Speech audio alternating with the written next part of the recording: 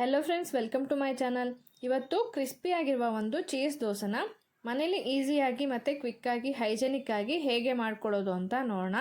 ಅದಕ್ಕೆ ಬೇಕಾಗಿರುವಂಥ ingredients: cheese, butter, oregano, chaat masala ಮತ್ತು ಕಟ್ ಮಾಡ್ಕೊಂಡಿರುವಂಥ ಈರುಳ್ಳಿ, ಟೊಮ್ಯಾಟೊ, ಹಸಿಮೆಣಸಿನ್ಕಾಯಿ, ಕೊತ್ತಂಬರಿ ಸೊಪ್ಪು, great ಮಾಡ್ಕೊಂಡಿರುವಂಥ carrot.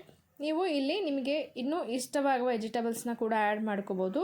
Like capsicum, spring onion, ಈ ಥರ ಯಾವ ವೆಜಿಟೇಬಲ್ಸ್ ಇಷ್ಟ ಆಗುತ್ತೆ ಅದನ್ನೆಲ್ಲ ನೀವು ಆ್ಯಡ್ ಮಾಡ್ಕೋಬೋದು. ಮತ್ತು ಕ್ವಾಂಟಿಟಿಗೆ ತಕ್ಕನಾಗಿ ಇಂಗ್ರೀಡಿಯೆಂಟ್ಸ್ನ ಕೂಡ ಜಾಸ್ತಿ ಮಾಡ್ಕೋಬೋದು. ನಾನಿಲ್ಲಿ 2 ದೋಸೆಗೆ ಎಷ್ಟು ಬೇಕೋ ಅಷ್ಟು ಇಂಗ್ರೀಡಿಯೆಂಟ್ಸ್ನ ಮಾತ್ರ ತೋರಿಸ್ತಾ ಇದ್ದೀನಿ. ಈಗ ದೋಸೆ ಹಿಟ್ಟನ್ನು ರೆಡಿ ಮಾಡ್ಕೊಳ್ಳೋಣ. ನಾನು ರಾತ್ರಿನೇ ಹಿಟ್ಟನ್ನು ರುಬ್ಬಿಟ್ಕೊಂಡಿದ್ದೆ, ಬಟ್ ಉಪ್ಪು ಹಾಕಿರಲಿಲ್ಲ. ರಾತ್ರಿನೇ ಉಪ್ಪು ಹಾಕಿದ್ರೆ ತುಂಬ ಹುಳಿ ಬಂದುಬಿಡುತ್ತೆ ದೋಸೆ. ಸೊ ಈಗ ಮಾರ್ನಿಂಗ್ ಯಾವಾಗ ಮಾಡ್ತೀವಲ್ವ ನಾವು, ಆವಾಗ ಉಪ್ಪನ್ನು ಸೇರಿಸಿ ಈ ರೀತಿ ಚೆನ್ನಾಗಿ ಮಿಕ್ಸ್ ಮಾಡ್ಕೋಬೇಕು. ಆವಾಗ ದೋಸೆ ತುಂಬಾ ಚೆನ್ನಾಗಿ ಬರುತ್ತೆ, ಹುಳಿ ಏನೂ ಬರೋದಿಲ್ಲ.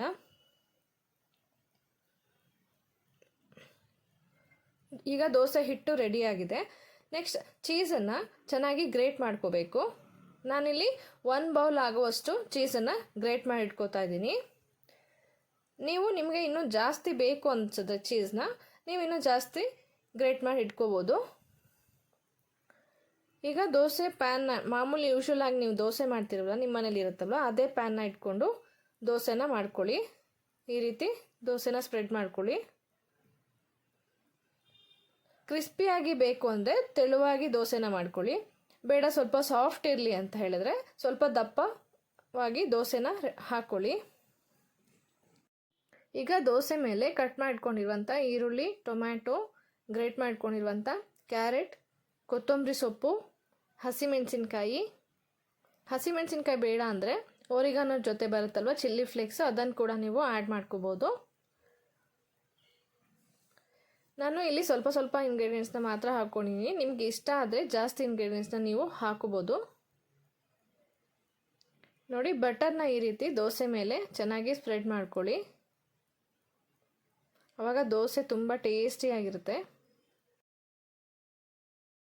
ಬಟರಲ್ಲಿ ವಿಟಮಿನ್ ಎ, ಡಿ ಮತ್ತು B12, E ಎಲ್ಲ ತುಂಬಾ ರಿಚ್ ಆಗಿರುತ್ತೆ. ಹೆಲ್ತಿಗೆ ತುಂಬಾ ಒಳ್ಳೆಯದು.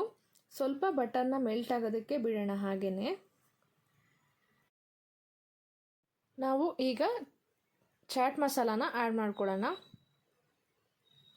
ನಾನಿಲ್ಲಿ ಒಂದು ಅರ್ಧ ಸ್ಪೂನ್ ಆಗುವಷ್ಟು ಚಾಟ್ ಮಸಾಲಾನ ಆ್ಯಡ್ ಮಾಡ್ತಾಯಿದ್ದೀನಿ. ನಿಮಗೆ ಎಷ್ಟು ಬೇಕೋ ನೀವು ಅಷ್ಟನ್ನು ಆ್ಯಡ್ ಮಾಡ್ಕೋಬೋದು. ಈಗ ಎಲ್ಲ ಇಂಗ್ರೀಡಿಯೆಂಟ್ಸ್ನು ದೋಸೆ ಮೇಲೆ ಈ ರೀತಿ ಚೆನ್ನಾಗಿ ಸ್ಪ್ರೆಡ್ ಮಾಡ್ಕೋಬೇಕು. ಚೀಸ್, ಬಟರ್ ಎಲ್ಲ ಹಾಕಿರೋದ್ರಿಂದ ಮಕ್ಕಳು ಕೂಡ ಇಷ್ಟಪಟ್ಟು ತಿಂತಾರೆ ದೋಸೆನ. ನೋಡಿ, ಈ ರೀತಿ ಸ್ಪ್ರೆಡ್ ಮಾಡ್ಕೊಂಡಾದ್ಮೇಲೆ